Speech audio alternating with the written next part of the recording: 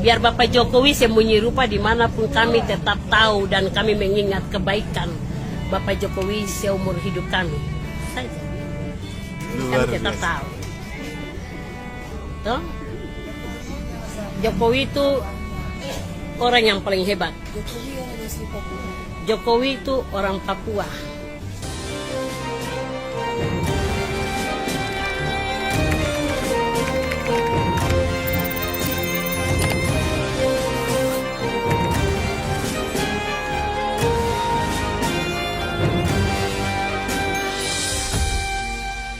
Hai semuanya, selamat datang di Sinergi Update. Bagaimana kabar kalian guys? Semoga kita semua selalu diberikan kesehatan dan juga keselamatan dari Tuhan Yang Maha Esa.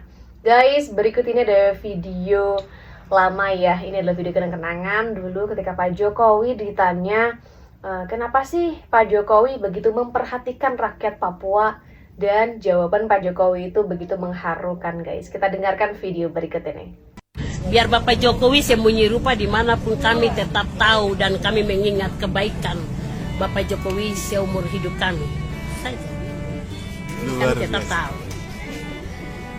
Toh? Jokowi itu orang yang paling hebat. Jokowi itu orang Papua. Dan akan tinggal di Papua nanti kelak ketika Tuhan izinkan. Amin, amin. Pak Jokowi akan ada di Papua ini. Kalau kita lihat presiden-presiden sebelumnya, tidak ada yang bisa tidur di Papua, tidak ada yang bisa jalan ke pedalaman-pedalaman daerah-daerah yang jauh sana Papua, tidak ada.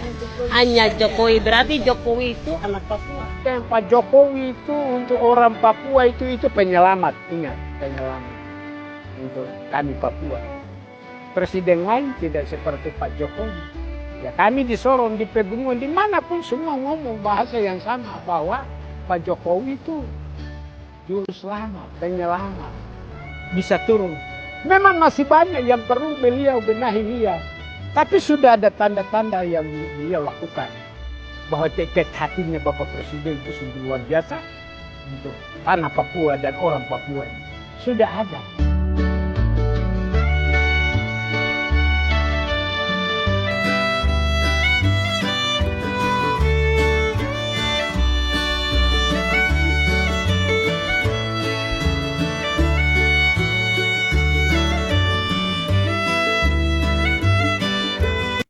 Kita biasanya sering dengar tentang kunjungan Bapak ke Papua.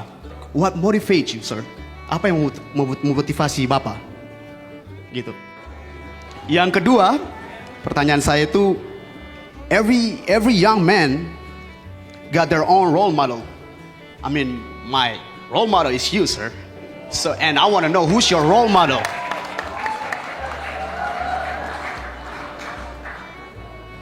Saya kira itu saja sih pertanyaan saya. Terima kasih banyak Bapak Presiden. 2014 akhir,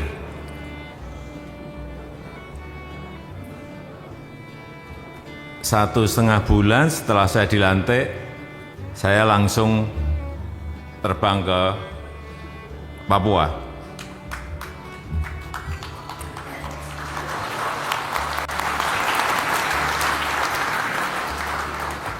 Saya betul-betul ingin melihat secara langsung kondisi baik masyarakat, baik infrastrukturnya, baik fasilitas-fasilitas yang ada di sana dibandingkan dengan wilayah-wilayah lain.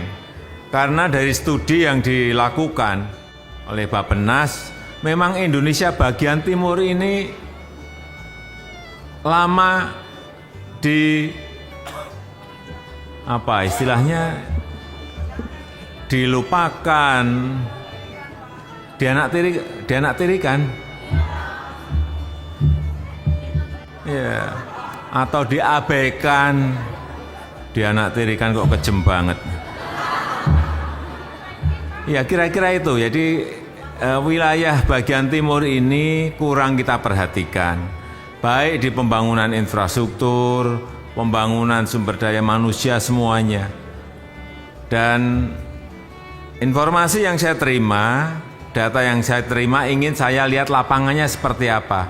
Dan ternyata betul, tadi salah satunya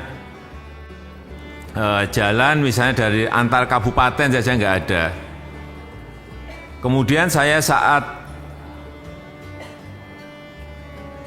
6 bulan setelah itu saya pergi ke Papua lagi. Saya sekarang ini sudah 7 kali datang ke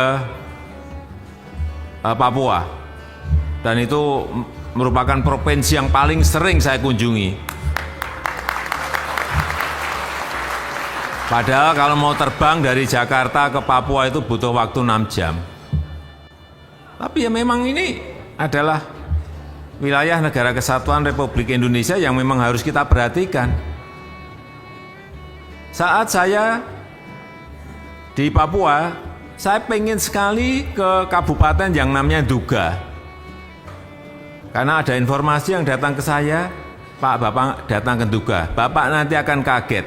Lalu kenapa kaget? Ya Bapak pergi saja. Terus saya minta, saya perintah saat itu, saya mau ke Nduga. Saya mau ke Kabupaten Nduga. Oleh Kapolri, oleh Panglima, saat itu saya tidak diperbolehkan, Bapak jangan ke sana. Karena itu daerah berbahaya. Daerah rawan, daerah yang paling rawan. Saya sampaikan saat itu, saya ingat betul. Saya nggak mau tahu, saya perintah pada Panglima dan Kapolri, saya nggak mau tahu. Pokoknya 2 hari lagi saya akan ke Nduga.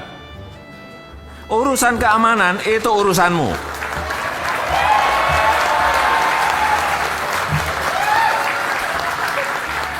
Saya mau terbang ke sana.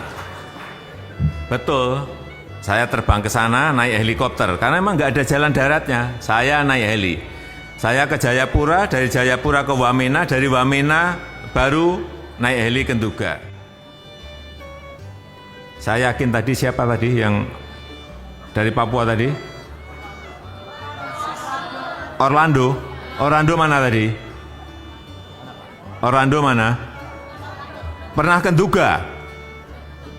Ngaku aja, pernah ke Nduga? Nah, belum kan?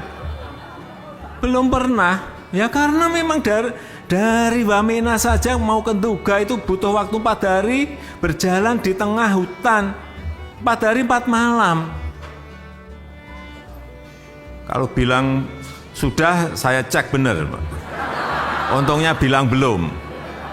Dan saya percaya, setelah saya sampai di Nduga, saya ke sana dengan Bu Jokowi.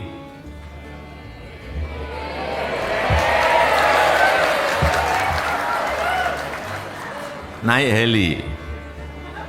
Begitu turun di Nduga, ketemu Bupati, Pak Bupati. Saya melihat itu di kotanya, kantor kabupaten ada di situ. Saya lihat kok nggak ada orang, 1 orang pun. Di tengah hutan ada wilayahnya. Saya tanya ke Bupati, penduduknya di sini ada berapa? Pak Bupati menyampaikan ke saya, Pak Presiden, di sini ada, saya ingat, 129.000. Mana satu aja nggak ada ngomong 129.000. Bener ada, betul Pak. Itu distriknya ada di tengah-tengah hutan Pak. Kalau Bapak mau ngecek silahkan. Pak Bupati ini pintar, pasti saya nggak ngecek gitu. Kira-kira berjalan dari sini ada yang 8 jam, ada yang 12 jam. Ya dia udah nyangka pasti saya nggak akan mungkin jalan. Ya, oke saya percaya. Tapi yang perlu saya sampaikan di sini adalah di Kabupaten Nduga itu aspal 1 meter saja tidak ada. Inilah yang menyebabkan saya sedih sekali. Dan saat itu saya perintahkan agar jalan dari Wamena ke Nduga itu segera dibangun dan dikerjakan, dan tadi saudara-saudara sudah melihat hasilnya tadi. Untuk membuka isolasi saudara-saudara kita yang ada di sana. Membuka dulu. Sebagian sudah diaspal, sebagian belum. Tapi paling tidak kendaraan bisa lewat. mobil bisa lewat, trail juga bisa sampai ke sana. Itu. Dan sekarang 4-6 jam lah dari Wamena ke Tuga sudah bisa dilalui. Saya sudah nyoba separuhnya.